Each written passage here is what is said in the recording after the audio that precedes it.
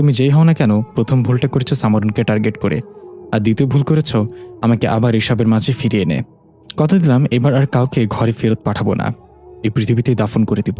সামনে থাকা সে হাসতে হাসতে ভারী গলায় বলল, এই তো পুরুষের মতো কথা বলেছ মিস্টার ইমাম নাওফি। আমি চাই আপনি পুরো শক্তি ব্যবহার করুন।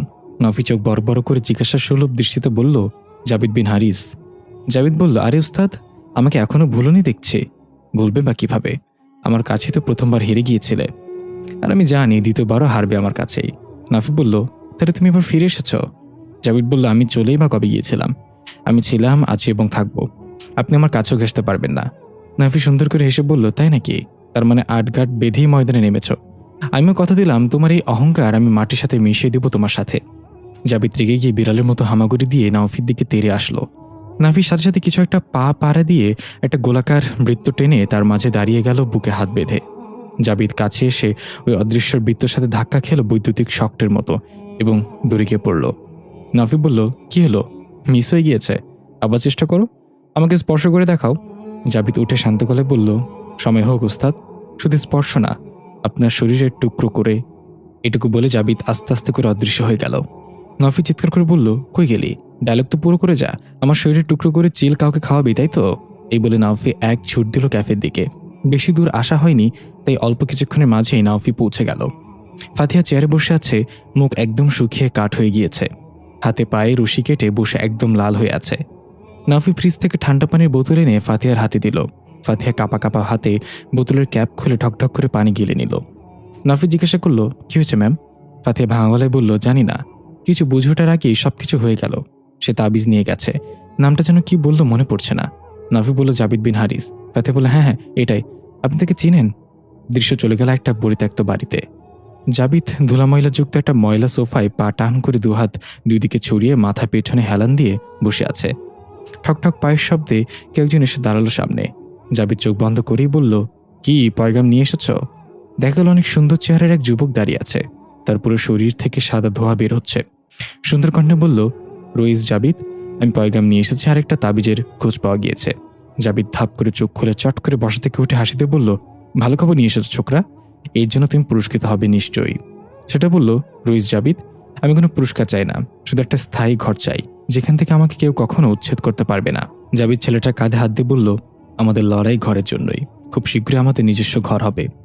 ছেলেটা সুন্দর করে হেসে বলল, 3 নম্বর তাবিজ পাশের গ্রামে আছে রইস জাবিদ, গ্রামের নাম তাওপিল গ্রাম। আমি আপনাকে নিয়ে যাচ্ছি, চলেন। জাবিদ তার চোখা চোখা দাঁতগুলো বের করে উদ্ভট এক হাসিতে বলল, তাহলে বাকি আছে আর একটা তাবিজ। ছেলেটা বলল, বাকিরা খোঁজ চালিয়ে যাচ্ছে রইস জাবিদ, আশা করি খুব তাড়াতাড়ি ভালো খবর নিয়ে আসবে তারা। এদিকে হাসপাতালের বেডে সামরুন শুয়ে আছে, পাশের চেয়ারে বসে ঝিমাচ্ছে নাওফির মা। সামরুন ধীরে ধীরে চোখ খুলে তাকালো, ফুল স্পিডে ফ্যান ঘুরছে। টিউবলাইটের সাদা আলোর সামনের রাতের পোকাগুলো ভন ভন শব্দ করছে। সামরুন টান দিয়ে নিজের হাত থেকে স্যালাইনের পাইপ খুলে ফেলল। আস্তে আস্তে বেড থেকে নেমে ওয়ার্ড থেকে বাইরে বের হয়ে গেল। নাওফির মা এখনও ঝিমোচ্ছে বসে বসে। সামরুন হেলে দুলে হাঁটছে হাসপাতালের করিডোর দিয়ে। রাতের শিফট হওয়ায় করিডোরে কোনো মানুষ দেখা যাচ্ছে না। সামরুন হেঁটে হেঁটে সোজা চলে গেল সিঁড়ির কাছে। এক মনে সিঁড়ি বেয়ে উপরে উঠতে লাগলো।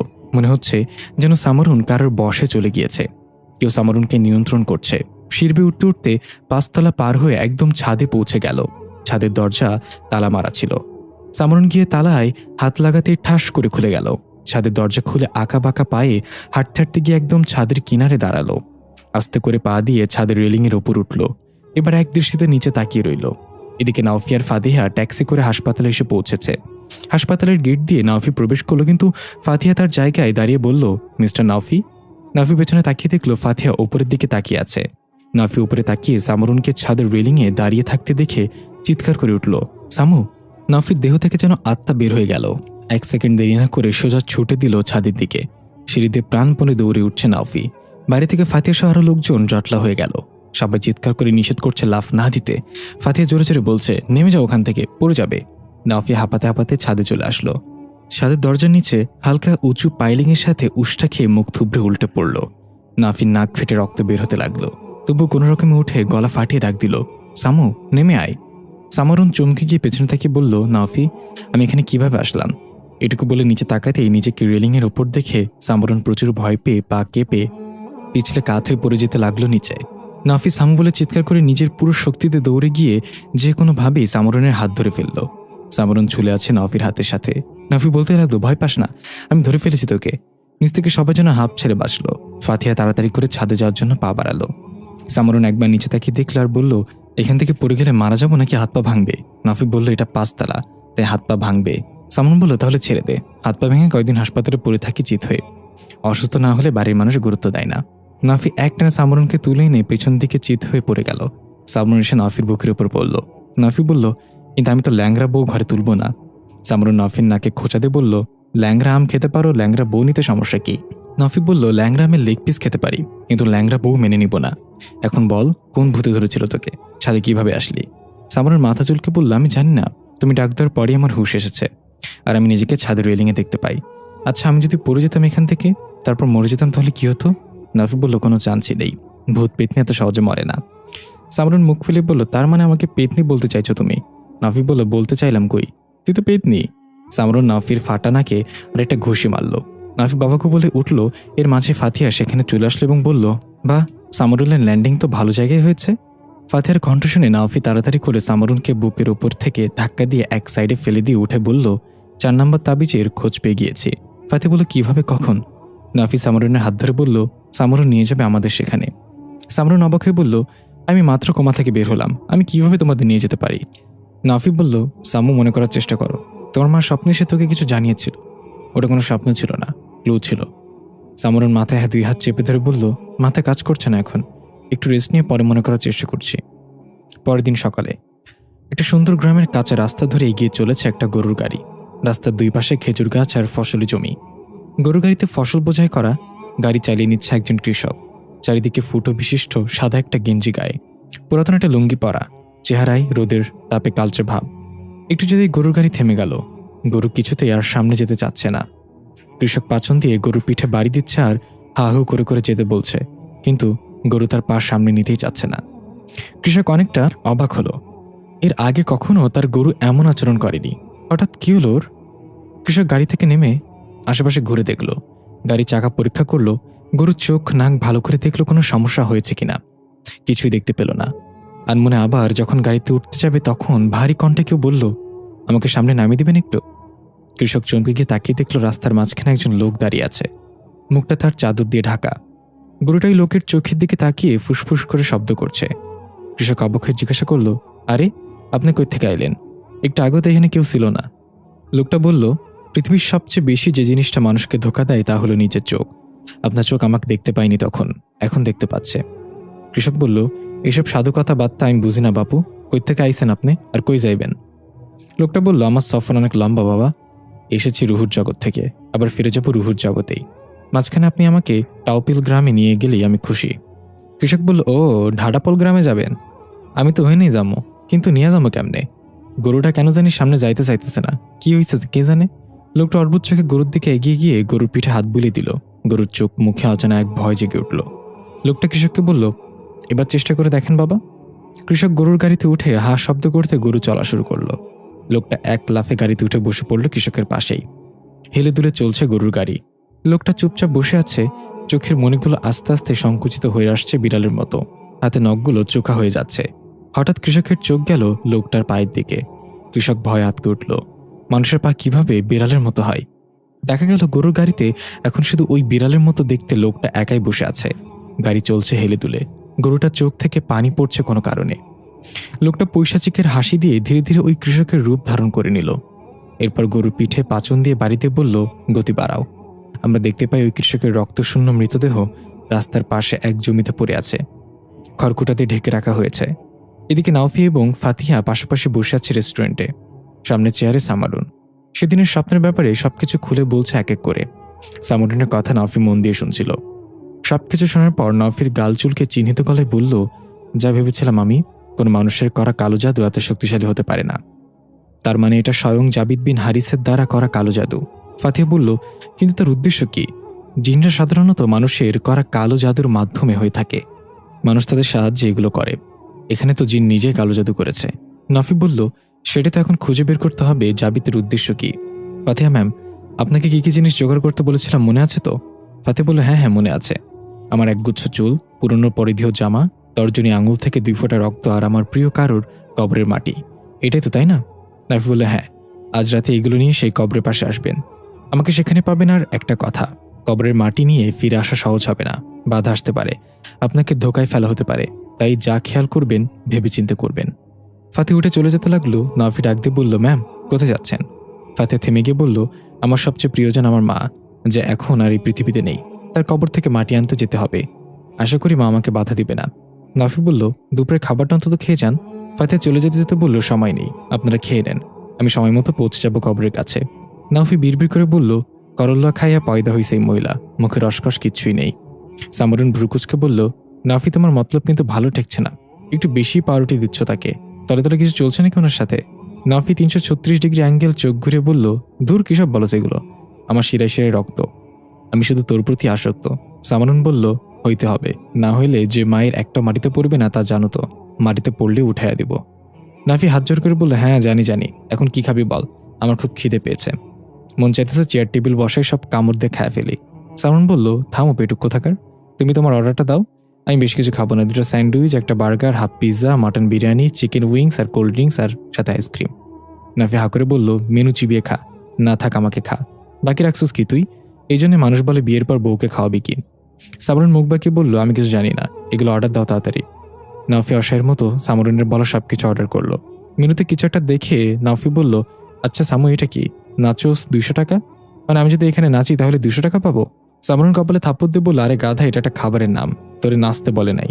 নাফি মেনু বন্ধ করে সাইডে রেখে বলল, নাচানাচিও নাকি আজকাল খাবারের নাম? আচ্ছা তুই যতগুলো খাবার অর্ডার করলি খেতে পারবি তুই? সামরুন অন্তত একটা হাসি দিয়ে ভাইব্রেট করা কণ্ঠে বলল, খেতে পারবো আমরা। মনে হলো যেন সামরুনের সাথে আরো একজন বললে এই কথাটা। নাফি চমকে গিয়ে কিছু জিজ্ঞাসা করতে যাবে, তখনই ফোন বেজে উঠল। পকেট থেকে ফোন বের করে দেখল অচেনা নাম্বার। একটু ভেবে ফোন রিসিভ করে কানে রাখলো। ওপাশ থেকে একটা কৌতূহলী কণ্ঠ বলল, নাফি? নাফি বলল, হ্যাঁ বলছি, কি আপনি? ওপাশ থেকে বলল, আমাকে চিনতে পারলি না? ভেবেছিলাম কণ্ঠ শুনেই চিনে ফেলবি। অবশ্য অনেক বছর ধরে যোগাযোগ নেই, না চেনারই কথা। নাফি সুন্দর করে হেসে ফোনটা কানে দিয়ে বাইরে চলে গেল সামরুনকে ইশারায় বসতে বলে। বাইরে গিয়ে নাফি হাসতে হাসতে বলল, মতিন ভাই, কেমন আছেন আপনি? ওপাশ থেকে সুন্দর করে হেসে বলল, তাহলে চিনে ফেললে? ক্লাস 10-এর পর তো আমি গ্রামে চলে গেলাম, আর্থিক অনটনে পড়ালেখা করা হলো না, তবে কোরআনের হাফিজ হওয়ায় আল্লাহর রহমতে মসজিদে ইমামতি করে দিনকাল ভালোই চলে যাচ্ছে। তোমার কি অবস্থা বলো? নাফি বলল, এই তো আছি ভাই। তো হঠাৎ আমার কথা যেহেতু মনে পড়েছে, কোনো বিশেষ কারণ হবে? মতিন ভাই বলল, হ্যাঁ, একটা বিশেষ কারণই মনে করেছি, কিন্তু শুনেছিলাম তুমি তন্ত্র সাধনার রাস্তা ছেড়ে বিদায় নিয়েছো, তবে একটা বিষয়ে তোমার সাহায্য লাগবে। নাফি নাফি জিজ্ঞাসা করলো, কি বিষয় মতিন ভাই, বলেন তো আমাকে। কিছুক্ষণ পর নাফি রেস্টুরেন্টের ভেতর প্রবেশ করলো তাড়াহুড়া করে। সামরুন ততক্ষণে অর্ডার করা সব খাবার খেয়ে মুখে লেপটে ফেলেছে। নাফি সে হা করে তাকিয়ে দেখলো সব খাবার হা করে দিয়েছে। সামরুন গদগদ করে ঢেকুর তুলে বলল, কি হয়েছে, কিছু বলবে? নাফি বলে, এত খাবার কেমনে খেলি তুই? এমন খাওয়া চলতে থাকলে তো 15 দিনের টাট্টি ভরে ফেলবি। সামরুন রেগে বলল, ওয়াক, কিসব কথা, কে ফোন করেছিল তোমাকে? অস্থির লাগছে কেন? নাফি বলল, এক বড় ভাই ফোন দিয়েছিল, চল আমাদের এখন টাউপিল গ্রামে যেতে হবে, মনে হচ্ছে একটা তাবিজ পেয়েছি, সময় নেই, তাড়াতাড়ি কর। সামরুন বলল, তাড়াতাড়ি কিভাবে করব, আমার পেট টেবিলের সাথে আটকে গিয়েছে, টেনে বের কর আমাকে। নাফি বিরক্ত হয়ে সামরুনের হাত ধরে টানতে বলতে লাগলো, মনে হচ্ছে কাদার মাঝে আটকা পড়া বাচ্চা হাতিকে টেনে তুলছি, খাওয়ানোর সময় হুঁশ থাকে না। এদিকে কৃষক তার বাড়িতে পৌঁছেছে ফসল বোঝাই গরুর গাড়ি নিয়ে। কৃষকের স্ত্রী তাড়াতাড়ি করে ঘর থেকে বের হলো গ্লাসের পানি নিয়ে। কৃষক পানি না খেয়ে সোজা রান্নাঘরে ঢুকে পিঁড়ির ওপর বসে পড়ল আসন করে, মোটা কণ্ঠে বলল, খাবার দে। কৃষকের স্ত্রীটা অবাক হলো, আগে তো বাড়িতে এসে প্রথমে পানি খেত, তারপর হাত মুখ ধুয়ে এসে আমার আঁচল দিয়ে মুখ মুছে খাবারের জন্য বসতো, তাহলে আজকে হঠাৎ কি হলো তার? কৃষকের স্ত্রী ভাবলো হয়তো আজকে বেশি ক্লান্ত, জারদ পড়েছে, তাতে ক্লান্ত হবারই কথা। তেমন পাত্তা না দিয়ে কৃষকের স্ত্রী প্লেট ভাত ভরে রুই মাছ দিয়ে ভাত দিল। কৃষকের সামনে ভাত পেয়ে অঙ্গি ভঙ্গি করে খেতে লাগলো, মনে হচ্ছে যেন কয়েক যুগ ধরে খাওয়া না খাওয়া এক মুসাফির। কৃষকের স্ত্রী এটা দেখে হয়রান হয়ে গেল, আস্তে করে বলল, কি হয়েছে আপনার, এমন করে খাইতেছেন কেন, গলায় ঠেকবো তো। কৃষক মুহূর্তে প্লেটে ভাত শেষ করে ঢকঢক করে পানি গেলে বলল, আরো খাবার চাই। কৃষকের স্ত্রীর পাতিলে তাকিয়ে দেখলো নিজের জন্য যা রেখেছিল তাই আছে, বেশি না ভেবে নিজের খাওয়ার কথা ভুলে স্বামীকে দিয়ে দিল সবটুকু। স্ত্রী ভাবছে আজকে তার স্বামীর অনেক খিদে পেয়েছে হয়তো, তাই এমন করছে। খাওয়া শেষে তৃপ্তির ঢেকুর তুলে কৃষক সেখানেই টিনের বেড়ার সাথে হেলান দিয়ে ঘুমিয়ে গেল। কৃষকের স্ত্রী গামছা ভিজিয়ে এনে তার হাত মুখ মুছে দিল, কিন্তু অনুভব করলো কৃষকের শরীর অনেক ঠান্ডা। রোদ থেকে কাজ করে এসেছে, শরীর গরম থাকার কথা, কিন্তু তার শরীর বরফের মতো ঠান্ডা। স্ত্রী কিছু একটা আন্দাজ করতে পারলো, যেহেতু সে গ্রামের মেয়ে, স্বামীর উপর খারাপ কিছু নজর পড়েছে। এই ভেবে স্ত্রী ভয় আটকে উঠল। কোনোরকম নিজেকে সামলে মনে মনে চিন্তা করলো মসজিদের ইমাম সাহেবের কাছে যাওয়া লাগবে। ভেজা গামছাটা স্বামীর কাঁধে রেখে উল্টে ঘুরে বিনা শব্দ করে রান্নাঘর থেকে বের হতেই যাবে, তখনই পেছনে কৃষক ডাক দিল গম্ভীর গলায়, কোথায় যাচ্ছ বউ? কৃষকের স্ত্রী চমকে গেল, তার পুরো শরীর কেঁপে উঠল। ঘাড় ঘুরিয়ে দেখল কৃষক আসন করে বসে ভেজা গামছাটা দিয়ে মাথা মুখ মুছে নিচ্ছে। কৃষকের স্ত্রী কাঁপা কাঁপা গলায় বলল, যায় না কোথাও, মাঠে ছাগলটা বাইন্দা থুয়াইছিলাম, ওরে নিয়ে আসিগা। কৃষক হাতের ইশারায় তার স্ত্রীকে ডাক দিয়ে সামনে বসতে বলল। কোনো উপায় না পেয়ে স্ত্রী ভয়ে ভয়ে তার সামনে বসে পড়ল।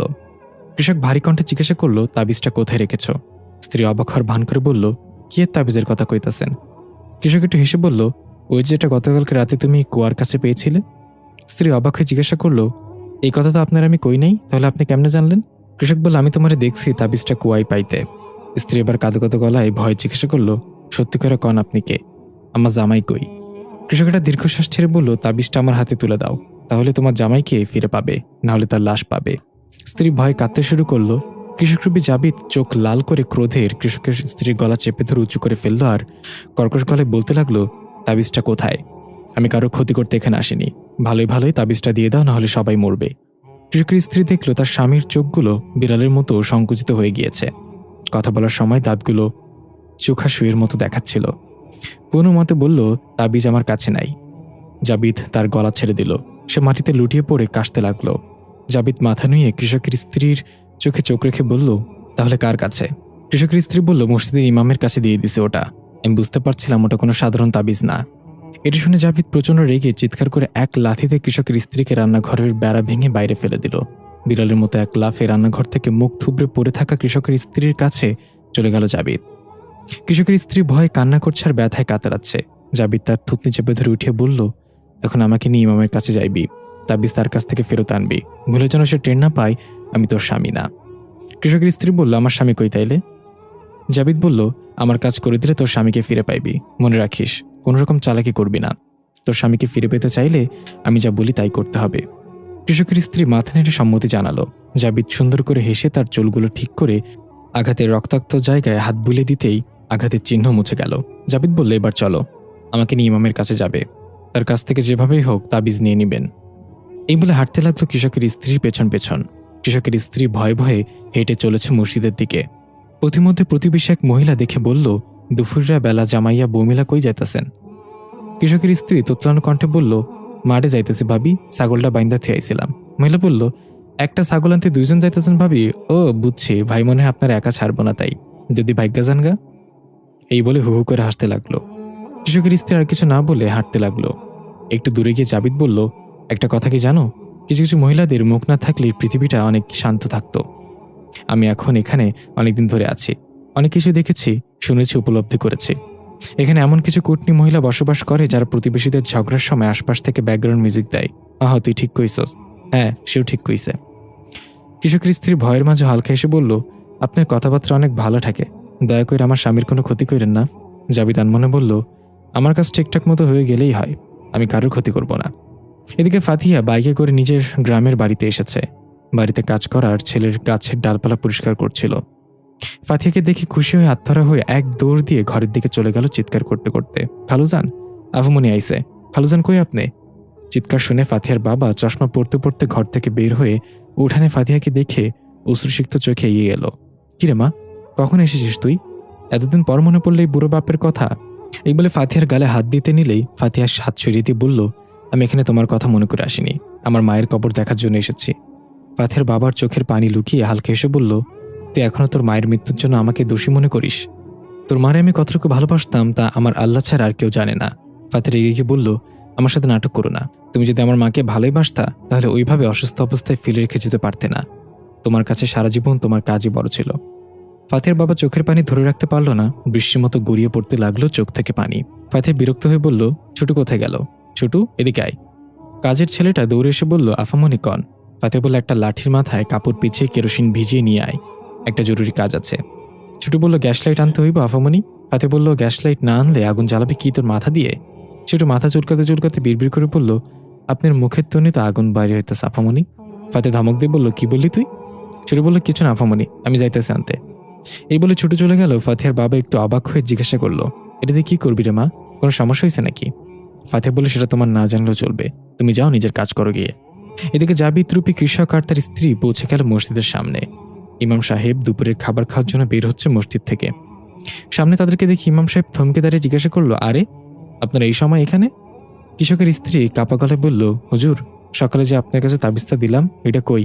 আমার স্বামী একটু দেখতে চাই। ইমাম সাহেবের পেছনে দাঁড়িয়ে থাকা কৃষকের দিকে তাকালো। তার চোখ মুখে কেমন অস্থির অস্থির ভাব। ইমাম সাহেবের কিছু একটা খটকা লাগলো। একটু হেসে বলল, আরে হ্যাঁ, আপনারা একটু দাঁড়ান, আমি ভেতর থেকে তাবিজটা নিয়ে আসছি, রুমে রেখে এসেছি তো তাই। এই বলে ইমাম সাহেব উল্টো ঘুরে ভেতরে যাওয়ার জন্য পা বাড়াতেই পেছন থেকে ভারী কণ্ঠে ডাক এলো, হুজুর, তাবিজটা আপনার পকেটেই, ভেতরে গেলে বেঁচে ফিরে আসতে পারবেন তো? ইমাম সাহেব প্রচণ্ড ঘাবড়ে গিয়ে কাঁপতে কাঁপতে পেছনে তাকিয়ে দেখলো, একটু আগে যেখানে কৃষক দাঁড়িয়ে ছিল সেখানে একটা কালো শার্ট প্যান্ট পরা একটা লোক দাঁড়িয়ে মাথা নিচু করে আছে। ইমাম সাহেব বলল, আমি জানতাম এমন কিছুই হবে। কৃষকের স্ত্রী হাত জোর করে কাঁদতে কাঁদতে বলল, হুজুর, তাবিজটা দিয়ে দেন ওনারে, নাহলে আমার স্বামীরে মায়েরা ফেলাইবে। হঠাৎ পেছন থেকে দারাজ কণ্ঠ এলো, ইতিমধ্যে মেরে ফেলেছে সে আপনার স্বামীকে। রাস্তার ধারে খড়খড়িতে ঢাকা মৃতদেহ পড়ে আছে তার। জাবিদ চমকে গিয়ে পেছনে তাকিয়ে পৈশাচিকা খাসিতে বলল, উস্তাদ দেখে চলে এসেছে। কৃষকের স্ত্রী তার স্বামীর মৃত্যুর কথা শুনে নিজেকে আর সামলে রাখতে পারল না। চিৎকার দিয়ে কান্না করে রাগে গজগজ করতে করতে গিয়ে জাবিদ তার গলার কলার চেপে ধরে বলল, তুই বলছিলি আমার স্বামীর কিছু করবি না, কেন মারলি তারে? আমার স্বামী ছাড়া দুনিয়াতে আমার কেউ আসিল না। জাবিদ কলার থেকে হাত ছুঁড়ে শক্ত করে চেপে ধরে বলল, তোকে ওয়াদা করার আগেই তোর স্বামীকে মেরে ফেলেছি, আর আমার কোনো উপায় ছিল না। কৃষকের স্ত্রী জাবিদকে কষা একটা থাপ্পড় দিল। জাবিদ রেগে গিয়ে তাকে এক ধাক্কায় মসজিদের ওয়ালের সাথে বাড়ি মেরে ফেলে দিয়ে বলল, আমি এখান থেকে তাবিজ না নিয়ে যাব না, দরকার হলে আরও লাশ ফেলবো। হুজুর, তাবিজ আমাকে দিয়ে দেন বলছি। নাফি হাসতে হাসতে পেছন থেকে হাত ধরে দাঁড়িয়ে থাকা সামরুন বিড়বিড় করে বলল, সত্যতে হাসছো নাকি তোমার মুখ লিক হয়ে গেছে? নাফি ধমক দিয়ে বলল, চুপ কর, আমি সত্যতে হাসছিলাম জাবিদের অবস্থা দেখে। বেচারা একটা মহিলা থাপ্পড় খেলো, আমি হলে সময় বের করে সুসাইড করে নিতাম লজ্জায়। জাবিদ এবার আরও রেগে মেগে অগ্নিশর্মা চোখে মসজিদের ইমামের দিকে তেড়ে গেল। ইমাম ভয় পকেট থাকা তাবিজটা চেপে ধরে চোখ বন্ধ করে ফেলল। জাবিদ ইমামের কাছে পৌঁছানোর আগেই নাফি পেছন থেকে একটা মন্ত্রপুত দড়ি ছুঁড়ে মারল।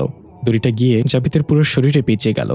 সে হাত বাড়িয়ে হুঙ্কার দিয়ে হুজুরকে ধরার চেষ্টা করছে। নাফি পেছন থেকে দড়ি টেনে ধরে আছে। জাবিদ নিজেকে ছাড়ানোর জন্য ষাঁড়ের মতো ধস্তাধস্তি করছে। নাফি চিৎকার করে বলল, মতিন ভাই, ওর সামনে থেকে সরে যান, আমি বেশিক্ষণ তাকে আটকে রাখতে পারবো না। হুজুর এক দৌড়ে মসজিদের ভেতরে ঢুকে গেল। সামরুন নাফির হাত ছেড়ে দিয়ে বলল, আমি কি সাহায্য করবো তোমাকে? নাফি বলল, হ্যাঁ। সামরুন বলল, কি সাহায্য? নাফি বলল, আমার পেছনেই থাক। জাবিদ আরও বেশি শক্তি খাটানো শুরু করলো। দড়ির মন্ত্রের প্রভাবে জাবিদের শরীর কেটে যাচ্ছিল। যন্ত্রণায় হিংস্র জন্তুর মতো আত্মচিৎকার করতে লাগলো। নাফি চাপা কণ্ঠে বলল, জাবিদ, শান্ত হয়ে যাও ভাই, আমরা বসে কথা বলি। তুমি জানো আমি হার মানব না, আর আমি তোমাকে আঘাত করতে চাই না। জাবিদ রাগে ফুসফুস করতে করতে বলল, আমাকে ভরকাতে পারবে না ওস্তাদ, আমিও হার মানব না। সামারুন নিজের কপালে নিজে থাপ্পড় মেরে বিরক্ত মাখা মুখে এগিয়ে যেতে লাগলো দড়ির সাথে পিছিয়ে থাকা জাবিদের দিকে।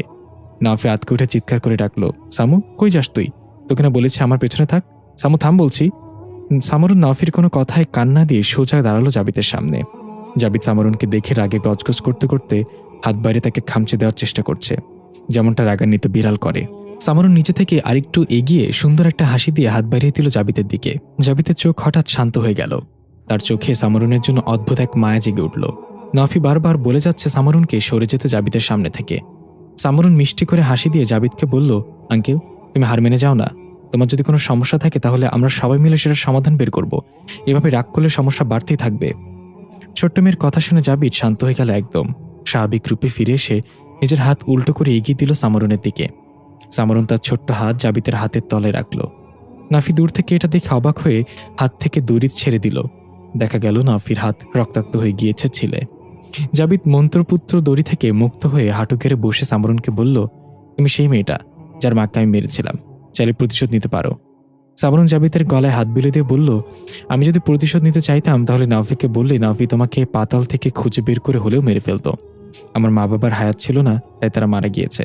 হয়তো উসিলা ছিলে তুমি, আমি তোমাকে ক্ষমা করে দিয়েছি। জাবিদ মায়াভরা চোখে সামরনের দিকে তাকিয়ে রইল। নাফি আস্তে আস্তে এগিয়ে এসে সামরনের মাথায় হাত বুলে বলল, জাবিদ, যখন তুমি জেতার জন্য খেলবে তখন তুমি অবশ্যই জিতে যাবে, কিন্তু কাউকে হারানোর জন্য খেললে তুমি কখনোই জিততে পারবে না। এসব হাইড অ্যান্ড সিক এবার বন্ধ করো। আমাকে বলো, কেন এই তাবিজগুলো একত্রিত করছো? তোমার উদ্দেশ্য কি? এদিকে ফাতিহা ছোটকে সাথে নিয়ে চলে এলো তার মায়ের কবরের সামনে। কবরটা খুব পরিষ্কার পরিচ্ছন্ন করে রাখা হয়েছে, মনে হচ্ছে যে কয়েকদিন আগেই কবর দেওয়া হয়েছে। ছোট বলল, জানেন আফামনি, খালুজান প্রতিদিন খালার কবরটা নিজে হাতে পরিষ্কার করে। আমার সব কাম করতে দিলেও এই কামটা কখনো আমার এদিক করতে দেয় না। গাছের একটা পাতাও পড়তে দেয় না কবরের ওপর। ফাতিহার চোখের কোণে বিন্দু বিন্দু পানি জমে গেল। আমি জানি বাবা আমার মাকে কতটা ভালোবাসতেন, কিন্তু তার জন্য আমার মা মারা গিয়েছিল সেদিন। আমি সেটা ভুলতে পারি না। কবর যতই সাজিয়ে গুছিয়ে রাখা হোক, ঘুমিয়ে থাকা মানুষটা তো আর উঠবে না। ছোটর কথায় ফাতিহার জ্ঞান ভাঙল।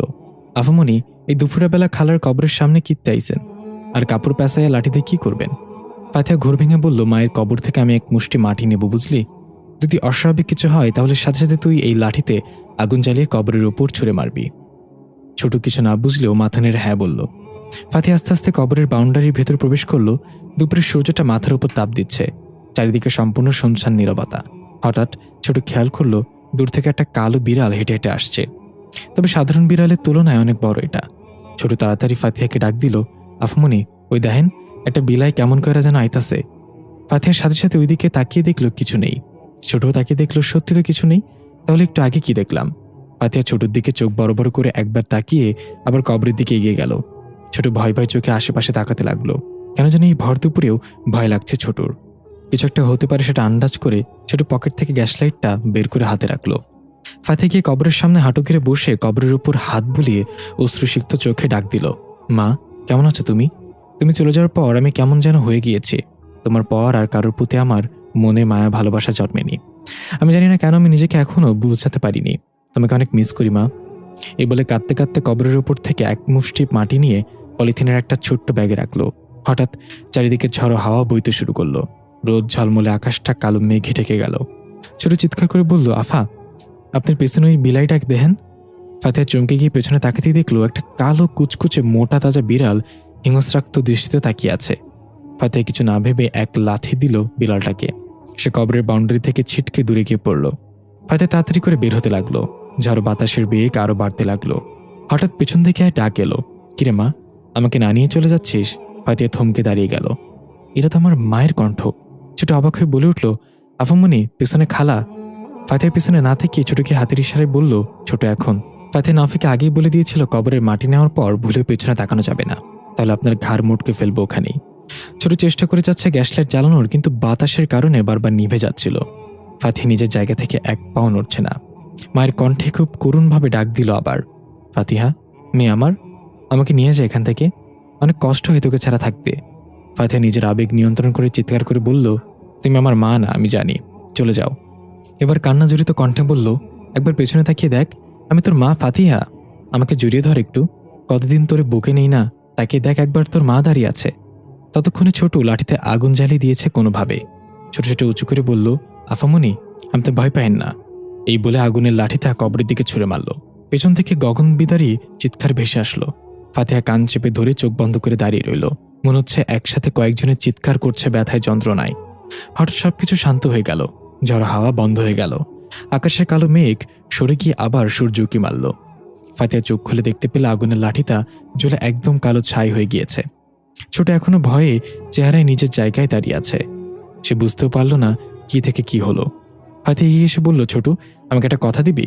ছোট বলল, আফামনি, আপনি আগে চিন্তা করেন না, আমি কাউরে কিছু বলুম না, এই কথা এনে যা হয়েছে তা কেউ জানবে না। ফাতিহা একটু হেসে ছোটর মাথায় চুল এলোমেলো করে দিয়ে বলল, বা, তুই তো আমার বলার আগেই বুঝে নিয়েছিস। মাথা ভালো তোর। বড় হয়ে কি হতে চাস? ছোট এসে বলল, আমি আপনার মতো বড় হইয়া পুলিশ হইতে চাই, চোর বাটপারগুলোকে পিটাইয়া আল্লাহওয়ালা বানাই দিমু। ফাতিহা হা করে হাসতে হাসতে বলল, পিটাইলে যদি সব আল্লাহওয়ালা হয়ে যেত তাহলে গরুর সবার আগে আল্লাহওয়ালা হতো, বুঝলি? ছোট গাল চুলকে বলল, কি যে কন্যা আফা, মায়ের উপরে কোনো ওষুধ আছে নাকি? ফাতিহা বলল, হয়েছে, চল এখন। তোর খালুজান যেন ভুলেও জানতে না পারে এগুলো। এই বলে দুজন বাড়ির দিকে গেল। ফাতিহা বাইক স্টার্ট করে চোখে সানগ্লাস লাগিয়ে যাওয়ার জন্য রেডি হলো। ঘরের থেকে বাবা তাড়াহুড়ো করে বের হয়ে বলল, ফাতিহা, দুপুরে খেয়ে যা মা, তোর পছন্দের নারিকেল দিয়ে হাঁসের মাংস রান্না করতে বলেছি।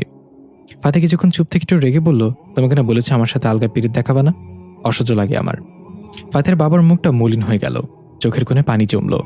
আর কিছু না বলে ভাঙা ভাঙা পায়ে ঘরের দিকে এগিয়ে যেতে লাগলো।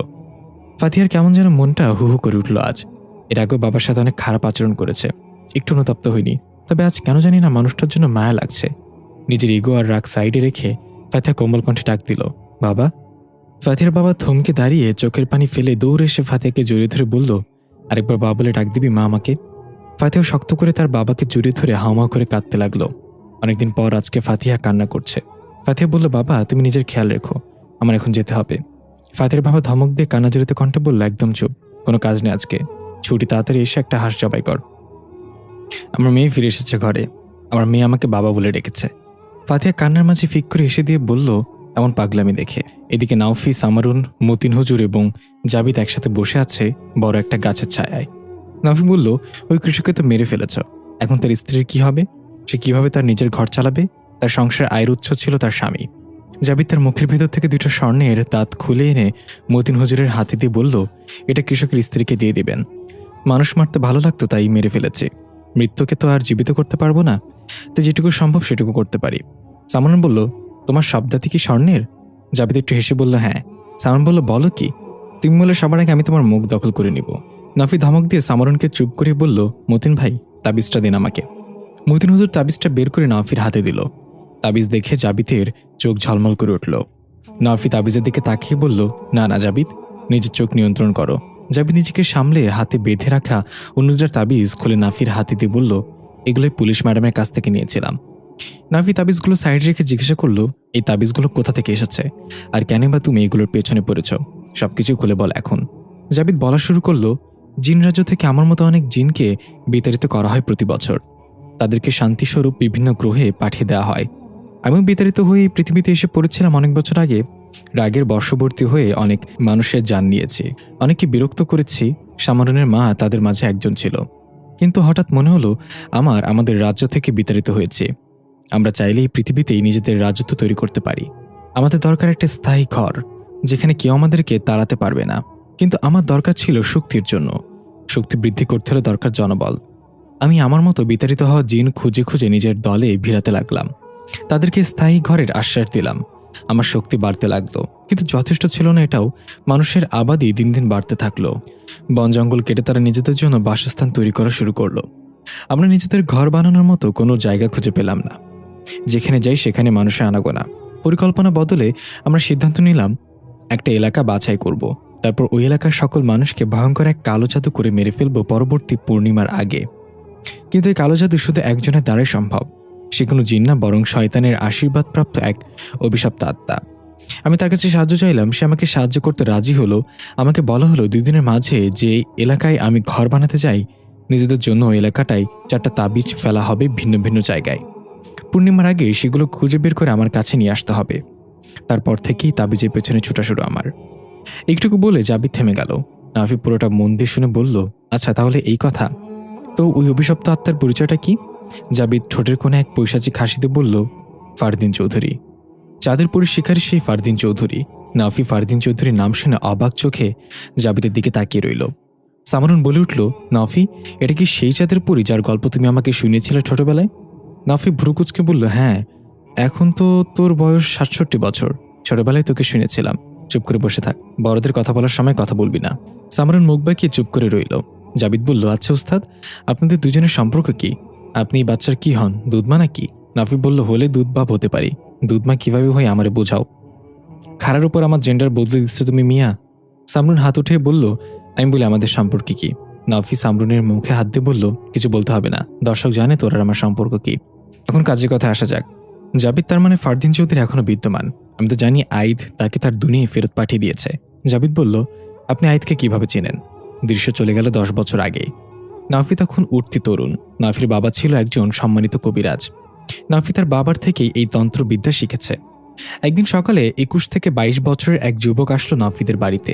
নাফির বাবার সাথে কি যেন বিষয়ে কথা বলছে। কিছুক্ষণ পর নাফির বাবা তাকে ডাক দিল, নাফি, এদিকে আসো তো বাপজান। নাফি দরজার আড়ালেই ছিল, তাই সাথে সাথে বের হয়ে এলো। বলল, জি আব্বাজান বলেন। নাফির বাবা বলল, পরিচিত হও, ওর নাম আইদ আহমেদ। জীবনের সব মূল্যবান জিনিসগুলো হারিয়ে ও আজ ক্লান্ত। যদিও তুমি ওর থেকে 4 বছরের ছোট, তবু তাকে বন্ধু বলতে পারো। ওকে সেই সবকিছু শেখাবে যা আমি তোমাকে শিখেছিলাম। নাফি আইদের দিকে তাকিয়ে সুন্দর একটা হাসিতে বলল, চলো আমার সাথে। নাফির বাবা আইদের হাতে হাত রেখে বলল, মনে রাখবে বাছা, তুমি যা শিখবে তা শুধু উত্তম কাজে ব্যবহার করবে। মন্দ সাময়িক শাস্তি দেয়, কিন্তু স্বস্তি দেয় না।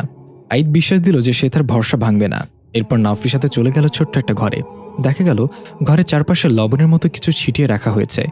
মেঝেতে একটা গোলাকার বৃত্ত লাল কালি দিয়ে, তার মাঝে কিছু সরঞ্জাম, যেমন পিতলের পাত্র, পশুর শুকনো হাড়গোড়, সুরমাদানি, একটা পাত্রে কয়েকটি চমচম মিষ্টি আর কিছু। আইদ জিজ্ঞাসা করলো, এগুলোতে কি করা হয় নাফি? নাফি বলল, জিনজাতির সবচেয়ে পছন্দের খাবার হচ্ছে শুকনো হাড়গোড়। বাবা যখন কোনো দুষ্ট জিনকে হাজির করতে চায় তখন এই হাড়গোড়ের লোভ দেখিয়ে তাদের হাজির করে।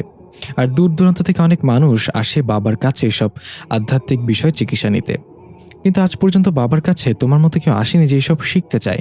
কেন শিখবে বলো তো? আইদের মুখটা মলিন হয়ে গেল হঠাৎ। সেটা ভেবে তার চোখের কোণে অশ্রু জমা হলো। এই বুঝি বৃষ্টির মতো ঝরে পড়বে। নাফি জিজ্ঞাসা করলো, কি হয়েছে ভাই? কারো কথা মনে পড়েছে তোমার? আইদ বলল, আগে তোমাকে বলি আমি এই তন্ত্রবিদ্যা কেন শিখতে চাই। আমি আমার চাঁদের পরীকে ফিরে আনতে চাই। নাফি অবাক হয়ে বলল, চাঁদের পরী? তার মানে তুমি চাঁদের পরীর ব্যাপারে জানো? বাবার মুখ থেকে একবার শুনেছিলাম চাঁদের পরী সম্পর্কে। আমি তো সেটা রূপকথার কোনো গল্প ভেবে উড়িয়ে দিয়েছিলাম। আইদ বলল, না নাফি, ওটা কোনো গল্প না। আমার জীবনের মোড় পাল্টে দিয়েছে এই ঘটনা। আমি সে যাকে চাঁদের পরী কথা দিয়েছিল সে ফিরে আসবে। নাফি খুশি হয়ে আইদের হাত ধরে এক সাইডে বসে পড়ল। ভাই, তোমাকে সবকিছু শিখিয়ে দেব, কিন্তু তার আগে তোমার সাথে চাঁদের পরীর দেখা কিভাবে হলো সেটা বলো। কিভাবে তুমি তাকে হারিয়ে ফেললে? আইদ এক এক করে প্রথম থেকে সবকিছু বলতে লাগলো নাফিকে। দৃশ্য ফিরে এলো বর্তমানে। নাফি বলল, সেদিন আইদকে আমি শিখেছিলাম কিভাবে অশুভ আত্মা এবং দুষ্ট শক্তিকে বশে আনতে হয়। শুনেছিলাম সে তার শক্তি দ্বারা ইমন শিকদার আর ফারদিন চৌধুরীকে পরাজিত করেছিল। কিন্তু এখন দেখি ফারদিন চৌধুরী এখনও তার নোংরা কাজ চালিয়ে যাচ্ছে। জাবিদ বলল, ফারদিন চৌধুরীকে হারানো এত সহজ না। আইদ কয়েক দফা চেষ্টা করেছে তাকে তার দুনিয়ায় ফেরত পাঠাতে, কিন্তু পারেনি। ফারদিন চৌধুরী শয়তানের খাস আশীর্বাদ প্রাপ্ত এক আত্মা। নাফি একটা দীর্ঘশ্বাস ফেলে বলল, দেখা যাক সে কতটা শক্তিশালী। আমাকে নিয়ে চলো তার কাছে। প্রথমে বুঝে বলবো, না মানলে নিজস্ব কায়দা ব্যবহার করব। জাবিদ বলল, এটাই তো তার শক্তি। সে এক জায়গায় থাকে না, রোজ তার স্থান পরিবর্তন করে। তাকে খুঁজে পাওয়া আমার পক্ষে সম্ভব না। সামরুন বলে উঠল, কিসের জিন হয়েছো তুমি? একটা আত্মাকে খুঁজে বের করতে পারবে না? আমি যদি জিন হতাম তাহলে তাকে চুটকি মেরে খুঁজে বের করে ফেলতাম। জাবিদ ভ্রুকুচকে বলল, সাইজের হিসাবে একটু বেশি হয়ে গেল না এটা? নাফি ধমক দিয়ে বলল, তোকে না বলেছে বড়দের মাঝখানে কথা বলবি না? সামরুন নাফিকে ঘুষি মেরে বলল, বড়দের মাথায় গোবর নেই। 3টা তাবিজ এখন আমাদের সামনে, আর একটা তাবিজ খুঁজে পেলেই তো ফারদিন চৌধুরী নিজে থেকেই জাবিদ আঙ্কেলকে ডাকবে। নাফি হা করে রইল সামরুনের কথা শুনে। জাবিদ হাসতে হাসতে বলল, বাচ্চার মাথায় কিন্তু তরবারির মতো ধারালো। ওস্তাদ, সাবধানে থাকেন, গুরুত্বপূর্ণ জিনিসটা কেটে যেতে পারে কোনো সময়। নাফি বলল, কিরে সামু, তোর মাথায় এই বুদ্ধি কেমনে আসলো? আমাকে তো বলিসনি কখনো তুই এত বড় হয়ে গেছস। সামরুন মেঞ্চি কেটে বলল, আমার দিকে খেয়াল আছে নাকি তোমার? এখন আমার খিদা লাগছে, আমার অনেক খাবার খেতে হবে। নাফি বিরক্ত হয়ে জাবিদকে বলল, ভাই তুমি ওর মাঝে কাকে চালান করছো? বের করো তাড়াতাড়ি, নাহলে ইমি আমাদের সবাইকে খেয়ে ফেলবে। জাবিদ হাসতে হাসতে বলল, আমি তো ভেবেছিলাম আপনি তাকে বের করে আনতে পারবেন ওস্তাদ। নাফি বলল, তোমার কি মনে হয় আমি চেষ্টা করিনি? আমি তাকে বের করতে পারতাম, কিন্তু সেটা মৃত। আমি তাকে মারতে চাইনি, তোমাকে দিয়েই বের করব ঠিক করে রেখেছিলাম। জাবিদ বলল, আপনি একটু বেশি দয়ালু ওস্তাদ। আমি কারো জান নেওয়ার আগে দ্বিতীয় কিছু ভাবি না, আর আপনি তো আপনার শত্রুকেও জান ভিক্ষা দেন। নাফি একটু হেসে বলল, যেদিন তুমি সামরনের মাকে মেরে ফেলে সেদিন আমি চাইলে তোমাকে মেরে সামরনের মাকে বাঁচিয়ে নিতে পারতাম, কিন্তু আমি চেষ্টা করেছিলাম তোমাকে না মেরে তোমার রাজ্যে ফেরত পাঠিয়ে দিতে। আমি তোমাকে মারতে চাইনি, আর তুমি আমার এই দয়ার সুযোগ নিয়ে তাকে মেরে নিজে পালিয়ে গেলে। জাবিদ মাথা নিচু করে রইল। নাফি বলল, যা হওয়ার হয়ে গিয়েছে, এখন থেকে নিজেকে শুধরে ফেলো। জীবন সবাইকে একটা সুযোগ দেয়, এটা তোমার শেষ সুযোগ। জাবিদ মাথা উঠিয়ে বলল, জানেন ওস্তাদ, আমি সবচেয়ে বেশি ঘৃণা করতাম মানুষকে। তারা মৃত মানুষ দেখলে ভয় পায়, কবরে পা রাখলে 3বার সালাম করে, অথচ জীবিত মানুষকে ভেঙে দুমড়ে মুচড়ে ফেলে রাখে। এদিকে ফাতিহা বিকাল নাগাদ তার বাবার কাছ থেকে বিদায় নিয়ে নিজ বাসার উদ্দেশ্যে রওনা হয়েছে। মাঝপথে গিয়ে বাইক হঠাৎ থেমে গেল। কয়েকবার কিক মারার পরেও বাইক স্টার্ট নিল না। ফাতিহা আশেপাশে তাকিয়ে দেখল কারো সাহায্য পাওয়া যায় কিনা, কিন্তু এমন এক জায়গায় এসে আটকেছে কোনো পশু পাখিরও নেই আশেপাশে। চারিদিক শুধু ফসলি জমি আর খোলা মাঠ। ফাতিহা ঘড়ির দিকে তাকিয়ে বিরক্ত হয়ে বলল, এখন কি হবে? মিস্টার নাফি তো আমার জন্য অপেক্ষা করবে, আমাকে তো যেভাবেই হোক সেখানে পৌঁছাতে হবে। সন্ধ্যা হয়ে আসছে। এসব ভাবতে ভাবতে দেখা গেল দূর থেকে একটা স্বর্ণালী আলো আসছে। কোথায় বাইক হবে এটা? ফাতিহা একটু স্বস্তি পেল, সাহায্য পাওয়া যাবে ভেবে। আলোটা এগিয়ে আসছে ধীরে ধীরে। ফাতিহা হাত বাড়িয়ে থামতে বলল। দেখা গেল আদিম যুগের একটা বটবটি বাইকে 2জন লোক হেসে খেলে কথা বলতে বলতে আসছে। ফাতিহাকে দেখে পা দিয়ে ঘষতে ঘষতে বাইক থামালো ফাতিহার থেকে একটু সামনে গিয়ে। ফাতিহা অবাকে জিজ্ঞেস করলো, আপনাদের বাইকে ব্রেক নেই, পা দিয়ে থামালেন কেন? পেছনে বসে থাকা লোকটা বাইক থেকে লাফ দিয়ে নেমে বলল, ব্রেকের চাইতে জুতার দাম কম, তাই আমরা ব্রেক না লাগিয়ে জুতা কিনি 2 মাস পর পর। আরেকজন নেমে এসে বলল, আপনার কোনো সাহায্য লাগবে আপা? হাত বাড়িয়ে থামালেন যে। অবশ্য কোনো বেড়া মানুষ হইলে থামতাম না। অন্য লোকটা বলল, বেডি বেডি কইরে আজ তুই আত্মা হইয়া ঘোরা বেড়াইতেছস, চুপ থাক। ফাতে অবাক হয়ে বলল, আত্মা হয়ে মানে? একজন থতমত খেয়ে বলল, আরে ও মজা করছে আপা, এখন বলেন কি হয়েছে, আপনার বাইকে কোনো সমস্যা? ফাতেহ বলল, হ্যাঁ, হঠাৎ করে বন্ধ হয়ে গেল, বুঝতে পারছি না কি হয়েছে। তারা দুজনে বাইকের দিকে এগিয়ে গিয়ে ফাতিহার বাইকে পুলিশের লোগো দেখে বলল, আপা আপনি কি পুলিশ ওম্যান? ফাতেহ বলল, হ্যাঁ, আমি ইন্সপেক্টর ফাতিহা, আপনার কি এটা সমাধান করতে পারবেন? তারা দুজনে বাইকের ইঞ্জিন এবং প্লাগ চেক করতে লাগলো। একজন ফাতিহাকে উদ্দেশ্য করে বলল, আচ্ছা আপা কন্ত, পুলিশ আর বউয়ের মধ্যে পার্থক্য কি? ফাতেহ বলল, আমি কিভাবে বলবো, আমি এখনো কারোর বউ হইনি। লোকটা বলল, তাতে কি, আমি তো কারোর বউ হইনি এখনো। আরেকজন চাপাসারে বলল, বলদের বাচ্চা, তুই বউ হইবি কেমনে, তুই তো বেড়া মানুষ। সে মাথা চুলকে বলল, কস কি, বউ হতে হলে বেডি মানুষ হতে হয়, আগে কইবি না? ফাতিহা না চাই তুই হেসে দিয়ে বলল, আচ্ছা আপনি বলেন বউ আর পুলিশের মধ্যে পার্থক্য কি? লোকটা একগাল হেসে বলল, পুলিশ মারে রিমান্ডে আর বউ মারে ডিমান্ডে। ফাতিহা হা হা করে হেসে দিল। এর মাঝে তারা দুজন মিলে ফাতিহার বাইক ঠিক করে ফেলল এবং বলল, আপা আপনার বাইক রেডি। ফাতিহা অনেক খুশি ওয়ালেট বের করে 1000 টাকার একটা নোট দিয়ে বলল, এটা আপনাদের কাজের জন্য দিচ্ছি না, আপনারা দুজন আসলে অনেক মজার মানুষ, আমার মতো মানুষকে হাসিয়েছেন তাই এই হাদিয়া। তাদের মাঝে একজন হাত বাড়িয়ে টাকাটা নিয়ে নিল। অন্যজন বলল, আমার কই? এটা শুনে টাকা নেওয়া ব্যক্তি 1000 টাকার নোটটা মাঝখান থেকে ছিঁড়ে অন্যজনকে দিয়ে বলল, নে তোর অর্ধেক আর আমার অর্ধেক, এবার খুশি তো? ফাতিহা কপাল চাপড়ে বলল, হাই, টাকাটা ছিলেন কেন ভাই? লোকটা বলল, যাতে আমরা একজন আরেকজনকে ছাড়া খরচ করতে না পারি। ফাতিহা হাসতে হাসতে বাইকে উঠে বসে সানগ্লাসটা গলার কাছে বুকে ঝুলিয়ে নিল। ততক্ষণে সন্ধ্যা নেমে এসেছে। ফাতিহা বাইক স্টার্ট করে জিজ্ঞাসা করলো, আপনাদের নাম তো জানা হলো না? দুজনে একসাথে বলে উঠল, আমার নাম হাকিম, ওর নাম সালাম। ফাতিহা বলল, আরে কার নাম হাকিম আর কার নাম সালাম? একজন একজন করে বলেন। এবারে দুজন একসাথে বলল, আমার নাম হাকিম, ওর নাম সালাম। ফাতিহা মুখে হাত দিয়ে হাসতে হাসতে বলল, বুঝলাম, একজনের নাম হাকিম আরেকজনের নাম সালাম, এখন তাহলে আমি আসি হাকিম আর সালাম। এ বলে ফাতিহা বাইক টান দিয়ে চলে গেল। হাকিম বুকে হাত দিয়ে হা করে তাকে বলল, ওয়ালাইকুম আসসালাম। সালাম ধমক দিয়ে বলল, ভাই তোরে সালাম দেয় নাই, আমার নাম বলেছে। হাকিম বলল, তাই নাকি, আগে বলবি না সেটা? সালাম বলল, এখন চল তাড়াতাড়ি, আইদ্দা আমাদেরকে যে কাজ দিয়েছে সেটাই মনোযোগ দেই। এই বলে দুইজন নিজেদের বটবটিতে উঠে বসল। কয়েকটা কিক মারার পর স্টার্ট নিল। হাকিম বলল, আচ্ছা আমরা চাইলে এক জায়গা থেকে আরেক জায়গায় এমনি যেতে পারি, তাহলে এই বটবটির কি মানে? সালাম বলল, কারণ আইদ্দা বলেছে সম্পূর্ণ সাধারণ মানুষের মতো জীবনযাপন করতে, আমাদের শক্তির ব্যবহার প্রয়োজন ছাড়া না করতে। হাকিম বলল, তাই বলে এমন বটবটি দেবে? মনে 1971 সালে ভুট্টু সাহেবের ব্যবহার করেছে এটা। সালাম বলে, বেশি কথা না বলে চল তাড়াতাড়ি, পরে দেখবি এই বাইকটাও নাই। আইদ্দা বলবে মানুষের মতো হেঁটে হেঁটে জায়গায় জায়গায় যেতে। রাত 12:30। ফাতিহা নিস্তব্ধ জঙ্গলের মধ্য দিয়ে প্রয়োজনীয় জিনিসগুলো ব্যাগে নিয়ে হেঁটে চলেছে। নাফির বলা সেই কবরের দিকে।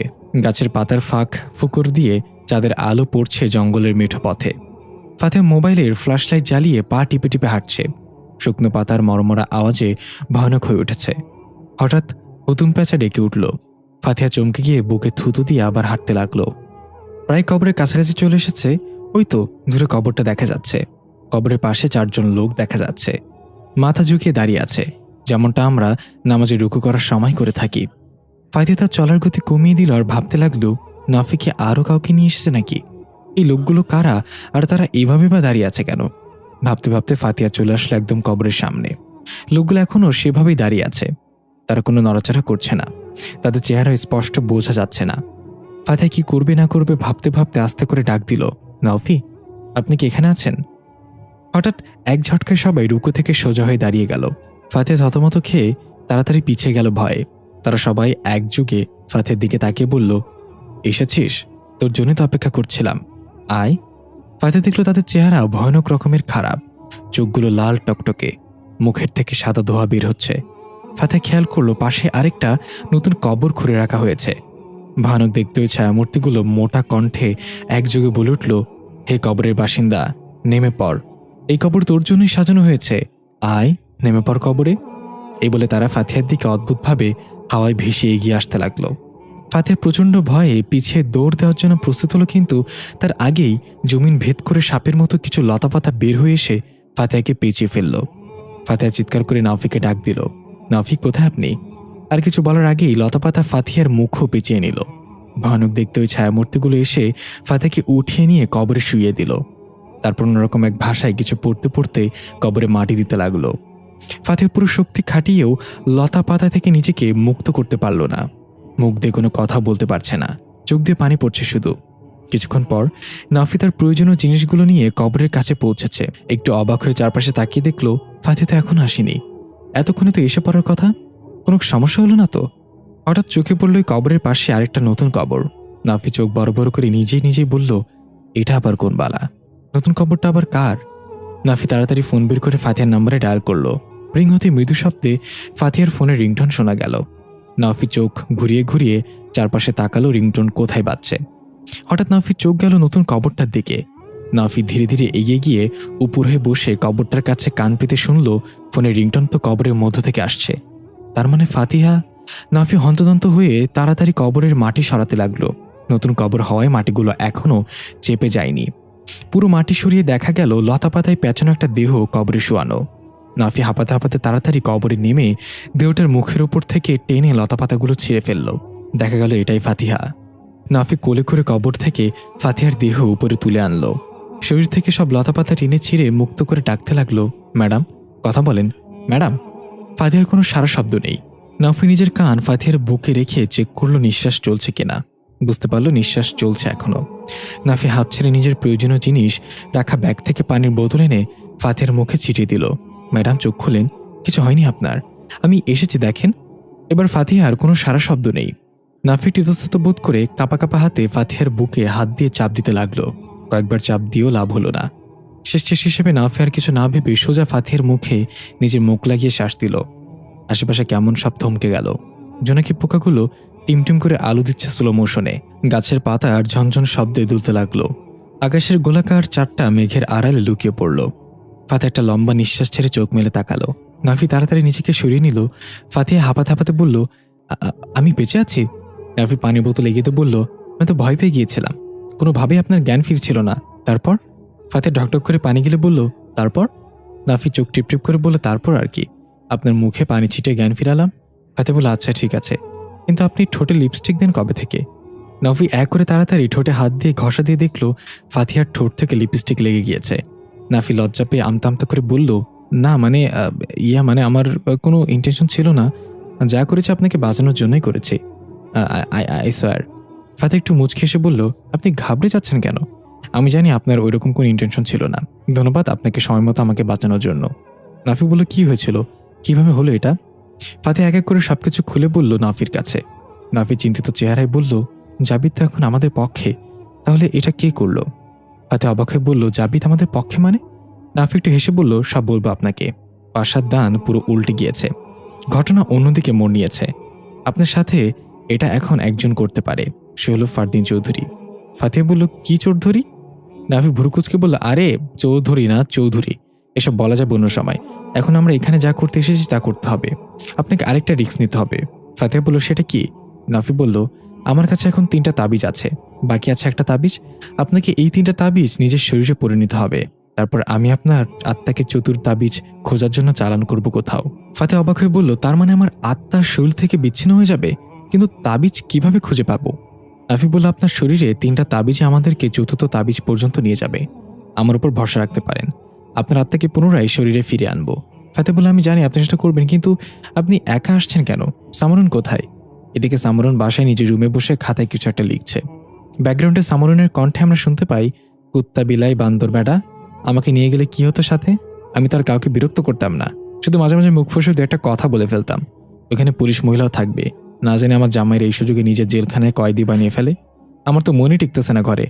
আল্লাহ, আমার নাফিকে তুমি আমার কোলে ফিরাইয়া দিও। না না, কি বলে এসব? এত দামড়া বেড়া আমার ছোট কোলে আটবে না। আল্লাহ, দোয়া ক্যান্সেল এটা। তুমি একটা কাজ করো, নাফিকে হেফাজতে রাখো। হঠাৎ সামরুন অনুভব করলো দরজায় কেউ দাঁড়িয়ে আছে। হয়তো ঘাড় ঘুরিয়ে পেছনে ফিরে দেখলো কেউ নেই, তবে দরজায় লাগানো পর্দাটা নড়ে উঠল। সামরুন ডাক দিল, মা। সারা না পেয়ে আরেকটু জোরে ডাক দিল, মা তুমি কি উঠেছো ঘুম থেকে? এবার কিছু হলো না। সামরুন খাতার মাঝে কলম রেখে বন্ধ করে চেয়ার থেকে উঠে রুম থেকে বের হলো। দেখলো মায়ের রুমের দরজা খোলা। একটু স্বস্তি পেল এই ভেবে যে মা হয়তো উঠে ওয়াশরুমে গিয়েছে। আর কিছু চিন্তা না করে সামরুন নিজের রুমে ফিরে এলো। ভিতরে ঢুকতেই চমকে গিয়ে থমকে দাঁড়িয়ে গেল। চেয়ারে কেউ বসে আছে নিচের দিকে মাথা দিয়ে। সামরুন ভয়ে জিজ্ঞাসা করলো, কে তুমি? লোকটা গম্ভীর গলায় এক অদ্ভুত হাসিতে বলল, ভয় পেও না, তোমার সাথে গল্প করতে আসলাম। সামরুন তাড়াতাড়ি দোয়া পরে নিজের শরীরে ফু দিয়ে বলল, আমি তোমার সাথে গল্প কেন করব? যেদিক দিয়ে এসেছো সেদিক দিয়ে চলে যাও, নাফির হাতে পড়লে বাঁচবে না। এবার সে মুখ তুলে সামরুনের দিকে তাকিয়ে বলল, আমরা একবারই মরি, আমাদের দ্বিতীয় মৃত্যু নেই। আর নাফিকে বলো আমার রাস্তা থেকে সরে যেতে, নাহলে তাকে খুব পস্তাইতে হবে। সামরুন এবার নির্ভয়ে গিয়ে সে লোকটার সামনে দাঁড়িয়ে বলল, আপনি ফারদিন চৌধুরী তাই না? লোকটা হু করে হেসে বলল, যা ভেবেছিলাম তার চেয়ে বেশি স্মার্ট। কিভাবে বুঝলে আমি ফারদিন চৌধুরী? সামরুন বলে, এতে না বোঝার কি আছে? একমাত্র ফারদিন চৌধুরী পারে নাওফির বাসায় এসে তার হবু বউকে হুমকি দিতে। তোমার ভাগ্য ভালো নাওফি বাসায় নেই, নাহলে এতক্ষণে তোমায় ফাটিয়ে দিত। ফারদিন চৌধুরী বলল, কি? সামরুন বলল, মাথা। ফারদিন চৌধুরী একটু নড়েচড়ে বসে বলল, আইত তো বারবার চেষ্টা করেও আমার সাথে পেরে ওঠেনি। নাওফি শুধু আমার লিস্টে নতুন একটা নাম, সে আমার কিচ্ছু ফেলতে পারবে না। তাকে বলে দিও পিচ্চি মেয়ে এটাই আমার প্রথম এবং শেষ সতর্কবার্তা। আমি জানি সে এখন চতুর্থ তাবিজের খোঁজে আছে। সামরুন মাথা নেড়ে বলল, ঠিক আছে, জানিয়ে দেবো। এবার তুমি রাস্তা মাপতে পারো নিজের। ফারদিন চৌধুরী চেয়ার থেকে উঠে সামরুনের মাথায় হাত দিয়ে বলল, আমি দেখতে শান্তশিষ্ট ভদ্রলোক মনে হলেও ভেতরে কিন্তু পুরাটাই একটা পিশাচ। আমার পথে যারা বাধা হয়ে দাঁড়াবে তাদেরকে কোনোভাবে দয়া দেখাবো না। সামরুন ফারদিন চৌধুরীর হাত নিজের মাথা থেকে সরিয়ে বলল, এটা তোমার ভুল ধারণা। আসলে তুমি দেখতেও পিশাচের মতোই। ফারদিন চৌধুরী একটা পৈশাচিক হাসি দিয়ে আস্তে আস্তে হেঁটে রুম থেকে বের হয়ে গেল। সামরুন সাথে সাথে নিজের রুম থেকে বের হয়ে দেখল সেখানে কেউ নেই। সে চোখের পলকে চলে গিয়েছে। সামরুন মুখ বাঁকিয়ে নিজে নিজেই বলল, আসছে নাওফিকে সতর্ক করতে। এত সাহস থাকলে আমার কাছে কেন আসছো? শুধু নাওফির কাছে যেতে। এর মাঝে নাওফির মা রুম থেকে বের হয়ে বলল, কিরে, তুই এখনো না ঘুমিয়ে এখানে দাঁড়িয়ে বিড়বিড় করছিস কেন? সামরুন চমকে গিয়ে বুকে থুতুতে বলল, মা, এভাবে ভূতের মতো পেছনে এসে দাঁড়াও কেন? আর আমি আজকে ঘুমাবো না নাওফি না ফেরা পর্যন্ত। নাওফির মা হাই তুলতে বলল, কি দায়িত্বশীল বউ পাইছি আমি একটা। তুই ঘুমালে ঘুমা, নাহলে নাই। আমি ঘুমাতে গেলাম। এই বলে সে চলে গেল। সামরুন উচ্চস্বরে বলল, দরজা বন্ধ করে ঘুমাও না কেন? চোর এসে নিয়ে গেলেই বুঝবা। এদিকে নাওফি তার কাজ শুরু করে দিয়েছে। ফাতিহা টান হয়ে শুয়ে আছে মাটিতে চোখ বন্ধ করে। তিনটা তাবিজ ফাতিহার দুই হাতে দুইটা আর গলায় একটা পরিয়ে দেওয়া হয়েছে। পাশে একটা পরিষ্কার পাত্রে পানি রাখা হয়েছে। কবরের চারপাশে লবণ ছিটিয়ে কবরটাকে বন্ধ করে দেওয়া হয়েছে। নাওফি ফাতিহাকে আগেই বলে দিয়েছে ভীষণে অনেক ভয়ানক কিছু আসবে। নিজেকে কবর বা কাফনের কাপড়েও দেখা যাবে। যাই কিছু হয়ে যাক, আমি না বলা পর্যন্ত চোখ খোলা যাবে না। নাফি ফাতিহার জোগাড় করে আনা পুরনো পরিধেয় জামাটা বিছিয়ে দিল। তারপর জামার উপর ফাতিহার মায়ের কবরের মাটি রাখল, সাথে ফাতিহার এক গুচ্ছ চুল। সবশেষে একটা ধারালো চাকু বের করে নাওফির ফাতিহার তর্জনী আঙ্গুল ধরে বলল, 2 ফোঁটা রক্ত নিব, ভয় পাবেন না, চোখ খুলবে না দয়া করে। ফাতিহা সাই দিলে নাওফি চাকুর মাথায় তর্জনী আঙ্গুলে ঢুকিয়ে দিল। ফাতিহা আউজ করে উঠল। নাফি রক্ত নিয়ে জামার উপর রাখা কবরের ওপর মাটির ওপর দিল। তারপর সেটা একটা পুটলি বানিয়ে কিছু দোয়া পড়তে লাগলো মুখের সামনে নিয়ে। ফাতিহা বুঝতে পারলো তার মাথা চক্কর দিচ্ছে। ভিতরে যেন কিছু একটা খুব ছোট শুরু করেছে। মনে হচ্ছে আত্মা শরীর ছেড়ে বের হতে চায়। দম বন্ধ হয়ে আসতে লাগলো। ফাতিহা গলা কাটা মুরগির মতো ছটফট করতে শুরু করলো। নাফি তার দোয়া পড়ার গতিটা আরো বাড়িয়ে দিল। পুটলিটা ফাতিহার কপালে চেপে ধরল জোরে করে। ধীরে ধীরে ফাতিহা শান্ত হয়ে গেল, একদম নিস্তেজ হয়ে পড়ে রইল। নাফি তাড়াতাড়ি পরিষ্কার পানির পাত্রে চোখ রাখলো।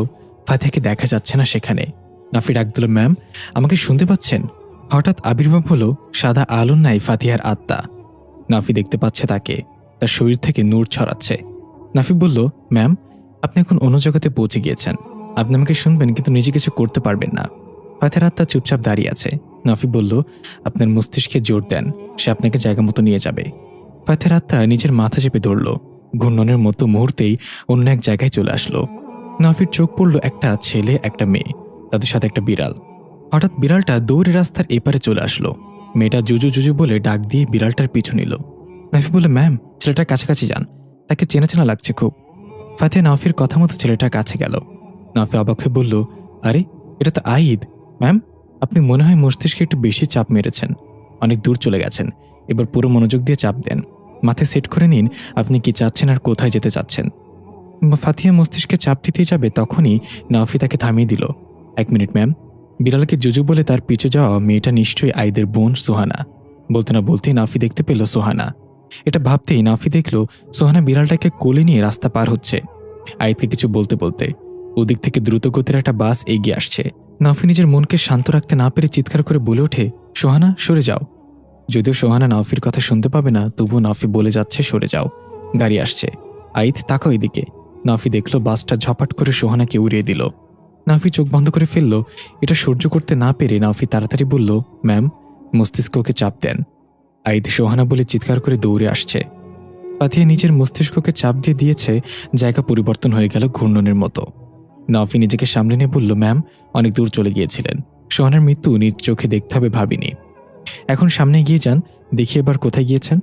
ফাতিহা হাঁটতে লাগলো 1 পা 2 পা করে। নাফি ভালো করে চোখ বুলিয়ে সব পর্যবেক্ষণ করছে। হঠাৎ নাফির সামনে থাকা ফাতিহার দেহ নড়ে উঠল হালকা। নাফি চমকে গিয়ে বলল, ম্যাম এখানে থামেন, হয়তো এবার সঠিক জায়গায় আছেন আপনি। একটু আশেপাশে তাকান, কিছু দেখতে পাই কিনা। ফাতে আশেপাশে তাকিয়ে দেখলো। নাফি বলে উঠল, স্টপ ম্যাম, ওইদিকে কিছু একটা দেখতে পেয়েছি আমি, একটা পুরাতন বাড়ির মতো কিছু। ফাতে সেদিকে এগিয়ে গেল। নাফি দেখল একটা পুরাতন বাড়ি। বাড়ির দেয়ালগুলোতে শ্যাওলা পড়ে গিয়েছে, বিভিন্ন লতাপাতা পড়ে গিয়েছে, গাছের শুকনো পাতায় ভরপুর চারপাশ। বাড়ির গেইটে কিছু একটা লেখা আছে। নাফি বলল, ম্যাম একটু এগিয়ে গিয়ে গেইটের দিকে তাকান। ফাতে এগিয়ে গেল, মাথা উঁচু করে গেইটের দিকে তাকালো। নাফির চোখ বড় বড় হয়ে গেল, মুখে হাত দিয়ে অবাক হয়ে চোখে তাকিয়ে রইল। শ্যাওলাধার অক্ষরে একটু অস্পষ্টভাবে লেখা আছে, চাঁদের পরী। বাইরের বাউন্ডারির সাথে ধাক্কা খেয়ে পড়ে গেল। নাফি চাপা স্বরে চিৎকার করে ডাক দিল, ম্যাম ঠিক আছেন আপনি? ফাতে উঠে দাঁড়ালো। ঘরের ভিতর থেকে হাওয়ার বেগে একটা ছায়ামূর্তি ছুটে এসে সোজা ফাতিহাকে গলা চেপে ধরে উঁচু করে ফেলল। নাফি তাড়াতাড়ি করে তার সামনে থাকা ফাতিহার আত্মাবিহীন শরীরে দোয়া পরে ফু দিতে দিতে বলল, ম্যাম ফিরে আসেন এবার, তাড়াতাড়ি করেন ম্যাম, সে আপনার আত্মাকে বন্দি বানিয়ে ফেলবে, ফিরে আসেন। ফাতিহার শরীরে কোনো রেসপন্স না পেয়ে নাফি ওই দিক সেদিক তাকিয়ে দেখল সে ফাতিহার আত্মাকে ধীরে ধীরে নিজের মাঝে শুষে নিচ্ছে। নাফি পাগলের মতো তাড়াহুড়া করে ফাতিহার কপালে চাপ দিয়ে ধরে বিড়বিড় করে কিছু একটা পড়তে লাগলো। নাফি পুরো শরীরে কাঁপা শুরু করলো মন্ত্রের প্রভাবে। নাক দিয়ে রক্ত আসতে লাগলো। নাফি তার মন্ত্র পড়ার গতি আরও তাড়াতাড়ি করে দিল। ওইদিকে সে প্রায় ফাতিহাকে শুষে নিয়েছে। এর মাঝে নাফি মন্ত্র থামিয়ে ফাতিহার গালে কষে একটা থাপ্পড় বসিয়ে দিয়ে চিৎকার করে বলল, ফিরে আসেন এবার। ফাতিহা লম্বা শ্বাস নিয়ে জেগে উঠল।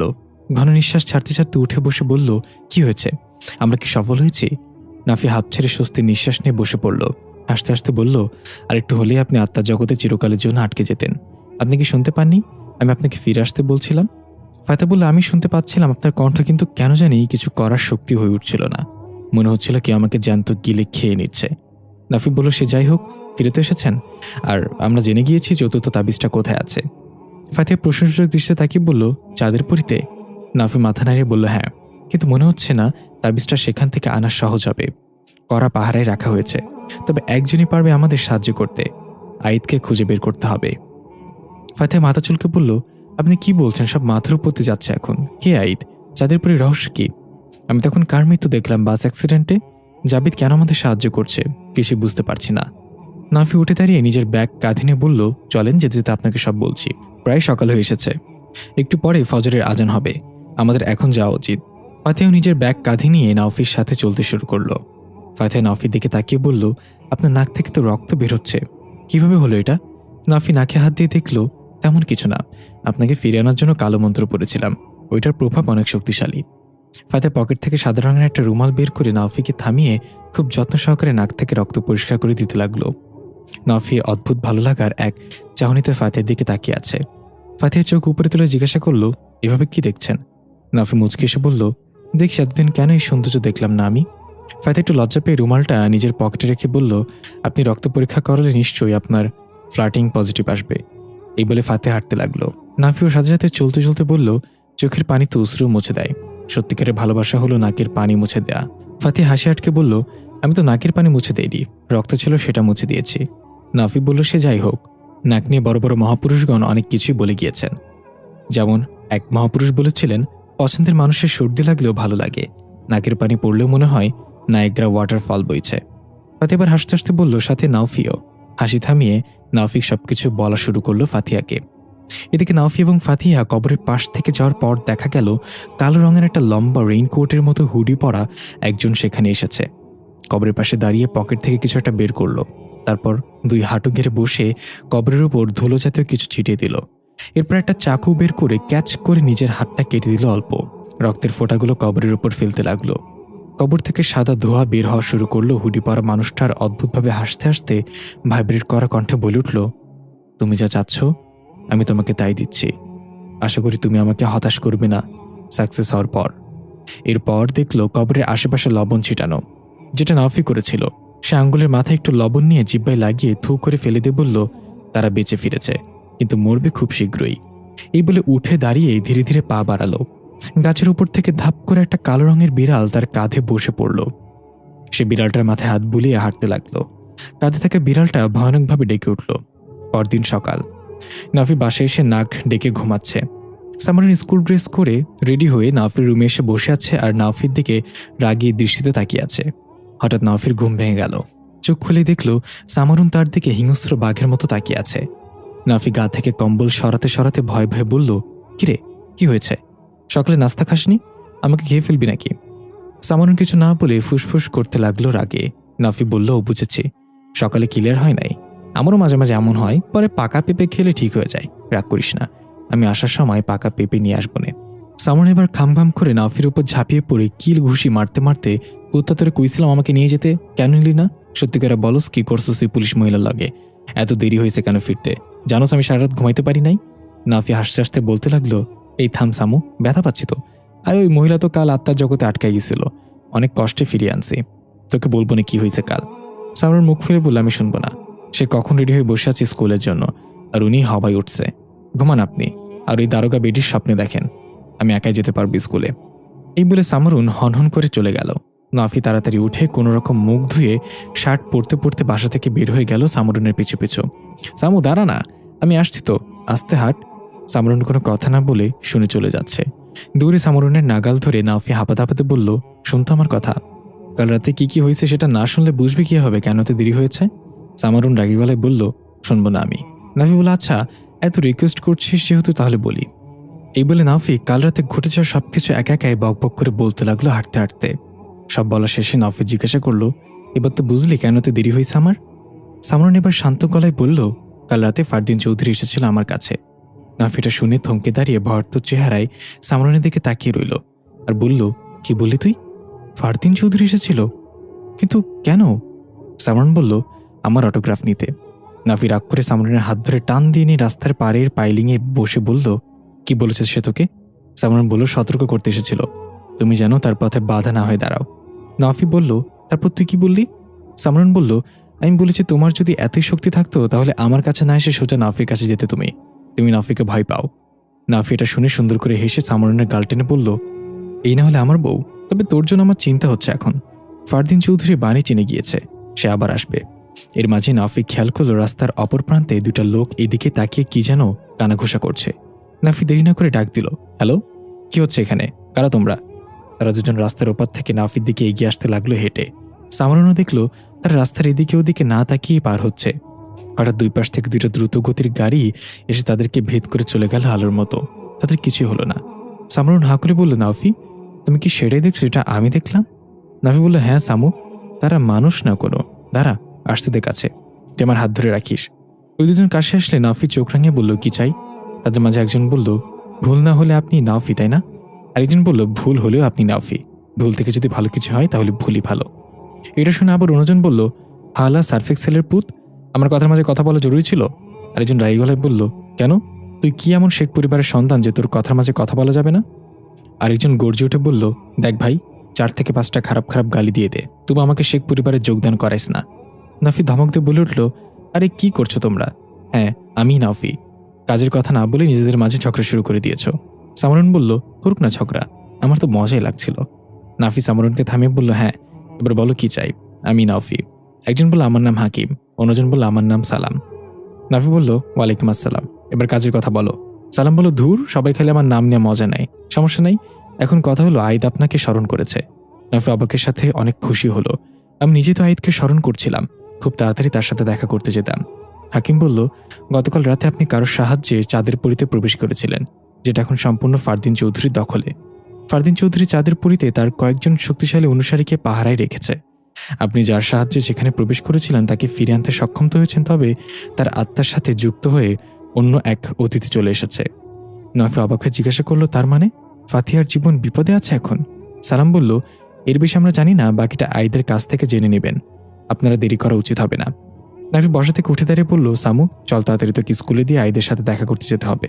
হাকিম বলল, আপনি চিন্তা করবেন না, এই বিচ্ছিকে আমরা স্কুল পর্যন্ত পৌঁছে দিচ্ছে, আপনি আইদের সাথে দেখা করার জন্য রওনা হন। এ বলে হাকিম আইদের ঠিকানা বলে দিল। নাফি বলল, সামু, তাদের সাথে স্কুলে যেতে তোর কোনো সমস্যা হবে না তো? সামরুন একবার হাকিমের দিকে একবার সালামের দিকে তাকালো, তারপর বলল, দেখতে চোরের মতো হলেও অনেক ফানি তারা, আমি যেতে পারবো না নাফি, তুমি যাও। হাকিম সালামের কানে কাছে মুখ নিয়ে বলল, এই পিচ্ছি কেমনে জানলো আমরা চোর ছিলাম আগে? সাবধান থাকতে হইব সালাম, পিচ্ছি খুবই ডেঞ্জারাস। নাফি সামরুনকে দিয়ে চলে গেল। সামরুন হাকিম আর সালামের সাথে হাঁটতে লাগলো। দুজন দুই পাশে, সামরুন মাঝে হাঁটছে। সালাম বলল, এই পিচ্ছি, তোমার নাম কি? সামরুন বলল, বউ। হাকিম মাথা চুলকে বলল, বউ আবার কারোর নাম হয় নাকি? সামরুন বলল, হয়তো, আপনার ওই পর্যন্ত যাওয়ার আগেই হয়তো মরে ভূত হয়ে গেছেন। সালাম দুঃখ ভরক্রান্ত মুখে বলল, ঠিক কইছো পিচ্ছি, বিয়ার পর বউয়ের মুখ দেখার আগেই চিত হয়ে গেছি। হাকিম বলল, হাগল, মুখ তো দেখে বিয়ার আগে, বিয়ার পর আর মুখ দেখার সময় কই? তখন তো। সালাম তাড়াতাড়ি করে হাকিমের মুখ চেপে ধরে বলল, আর কইস না, গাধার বাচ্চা, পিচ্ছি পোলাপনের সামনে কি বলতে নিছিলি? হাকিম বলল, সামনে কই, আমি তো পাশে হাঁটছি। সালাম ধমক দিয়ে হাকিমকে থামিয়ে বলল, এই পিচ্ছি, তোমার স্কুল আর কত দূর? সালাম বলল, এই তো আরেকটু। এই বলে মুখে শয়তান একটা হাসি দিয়ে মনে মনে বলল, আজকার স্কুলে যাব না, এই গাধা দুটোকে পুরো শহর ঘোরাবো। এদিকে ফাতিহা ঘুম থেকে উঠে ইউনিফর্ম পরে রেডি হয়ে বাসা থেকে বের হয়েছে। গ্যারেজ থেকে বাইক বের করে বাইকে বসে সানগ্লাসটা চোখে দিয়ে বাইক স্টার্ট করলো। এর মাঝে ছাদ থেকে কাজের মেয়ে সাজিয়া ডাক দিয়ে বলল, আপামনি, কাল রাইতে যে আমার রুমে আপনার ব্যাগটা রাখছিলেন, ওটা তো পাইতেছি না, আপনি কি সরাইছেন? ফাতি একটু অবাক হয়ে বলল,